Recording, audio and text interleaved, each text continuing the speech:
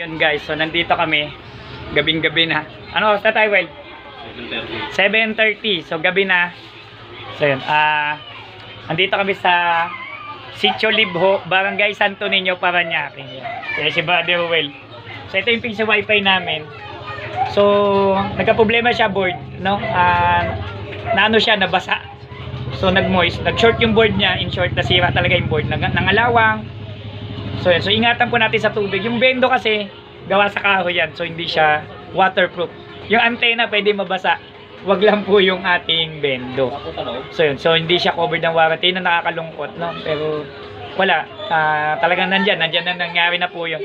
Anyway, napalitan namin ng board. Siyempre yung license nasa client namin, kaya easy lang kay client na i-ano yung kanyang piso wifi. So konting tutorial lang kasi na alam naman din ni client to, kasi pang ilang bendo niya na sa amin to guys, no? So panalong panalo. So ingatan niyo po yung bendo niyo, sa lalo kung na malapit kayo sa dagat, no? Yan yung umido, yung ano, yung mga humid, hindi natin yon makokontrol. Yun. Tapos tawag dito, alagaan natin yung bendo na check natin kaya minsan nagmo-moist, diba? So ito naman, nadali siya ng bagyong Christine. So naampiyasan siya, something naampiyasan, or it's either nababad sa tubig. Kaya nag-short. Nangalawang yung mga ano tornilyo, nangalawang ho.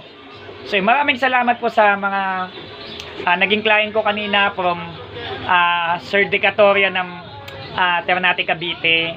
Kay Ate Mel, milihan niya ng ano ba apelyido Ate Mel? Medina, Melania Medina ng San Manuel Vilagio. Tapos kay ano po, yung kaibigan naming Muslim, no, na taga Ciudad Verde, maraming salamat din po sa inyo. Di ko na ba mention yung pangalan kasi kay Kuya Brian, kuya. Yun. And then dito po kay Sir Dolana, Jasper Kit Dolana, maraming salamat po yan. Okay na yan. Yan yung si brother yung may-ari. So sulit na sulit pa, paalam na tayo. PC mo gawa mo, don't forget to subscribe. Yan ang ating client.